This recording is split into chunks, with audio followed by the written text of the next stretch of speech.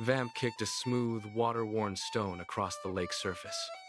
It bounced 3 times in quick succession, leaving widening ripples in its wake before sinking into the cool blue water. Mila leaned against the rough bark of a pine trunk, plucking at a thick blade of grass between her fingers. Fern tossed a crumb from her pocket at a duck waiting near the shore, and the duck dipped its head to catch it mid-fall. Sana passed around a crinkly paper bag of lemon candy, wrapping her fingers around the edge to hold it steady. Subaru reached up and caught his piece out of the air before it hit the ground. The air smelled like pine resin and lake algae, warm with the soft heat of late afternoon. A light breeze stirred the grass at their feet, carrying the distant quack of more ducks out on the water. Someone made a quiet joke about Vamp's bad stone-kicking aim, and the whole group laughed. The laugh faded slow, rolling out over the water and dissolving into the breeze. It was the kind of slow, lazy afternoon no one wanted to end. Every one of them felt it. This moment, soft and unplanned, was the kind worth holding on to. No one moved to leave. No one rushed to the next thing. The sun hung low and golden, and the lake lapped soft at the shore, and everything felt still. The perfect stillness held for 3 more heartbeats. Then, gravel crunched. Slow, steady footsteps cut across the shore toward the group, breaking the soft quiet of the afternoon. Everyone turned their heads. Volta stopped in front of them, holding a worn leather book in both hands. The cover was cracked at the spine, faded from years buried in dirt and stone. "Look what I found in the old ruins by the path," she said. She turned the book to show them the title, gold embossed into the cracked brown cover, "The Fast Food Place Chaos." Vamp pushed himself up from where he sat on a flat rock, leaning forward. Curiosity pricked the back of his neck, sharp and warm. He held out a hand, and Volta passed the book over. The cover was cool under his fingers, worn smooth by time and whatever moisture had seeped into the ruins. When he flipped the cover open, dust puffed out into the air. The pages smelled like dry dirt and old ink, sharp and unfamiliar. A folded sheet of thick paper slipped out from between the pages, falling straight to the gravel at Vamp's feet. He bent to pick it up, unfolded it, and held it flat. It was a hand-drawn map, inked in dark black lines. A glowing X was marked dead center, right on the spot where the group was standing right now. "There's an entrance hidden under the big boulder by the reeds," Vamp said. He traced the edge of the X with his index finger. The ink smudged just slightly under the tip. He looked up, one eyebrow raised, and scanned the faces of his friends. "You guys want to check it out?" No one said no. Vamp held out his hand, and purple magic coiled slow around his fingers. The air shimmered, and a rippling portal pulled open, big enough for all 6 of them to step through one after another. When their feet hit solid ground again, the pine and lake scent vanished completely.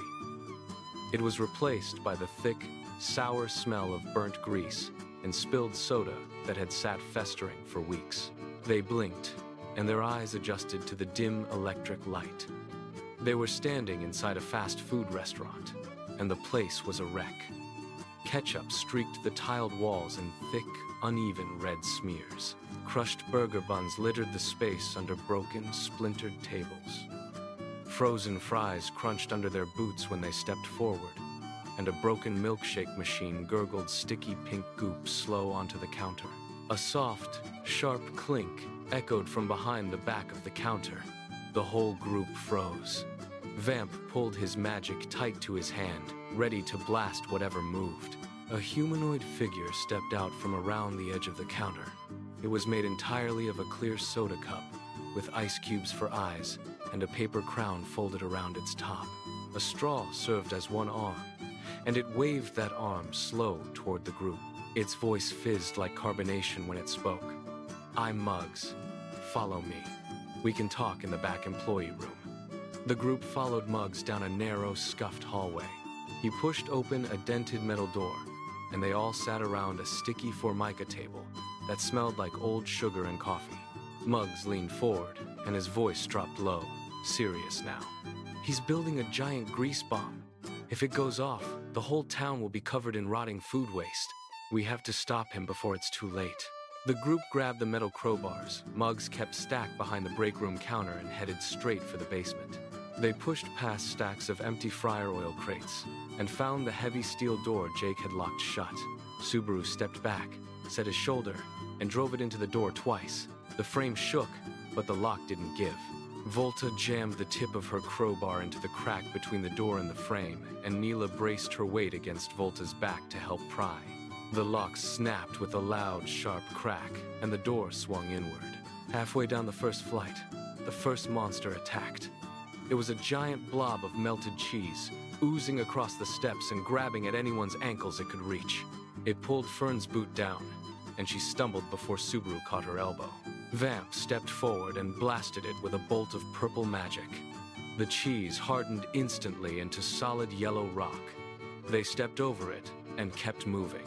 Another turn, and a pack of fried chicken wing monsters jumped out from the shadowed stairwell landing. Their bones jutted sharp as knives, and they squawked loud as they dove toward the group. Fern tangled their wings up with thick vines she grew from the cracks in the concrete. Sana stepped in and knocked them out one by one with well-placed kicks to their brittle bone joints. Vamp opened another purple portal back to the lakeshore. The group stepped through one by one, laughing as they brushed crumbs of fried chicken and flecks of hardened cheese off their clothes. The pine and cool lake scent wrapped around them again, soft after the stale, greasy air of the basement. They turned to close the portal, but stopped. They weren't alone. Muggs stepped through after them, followed by a handful of other food creature allies that had been hiding from Jake in the restaurant's back storage.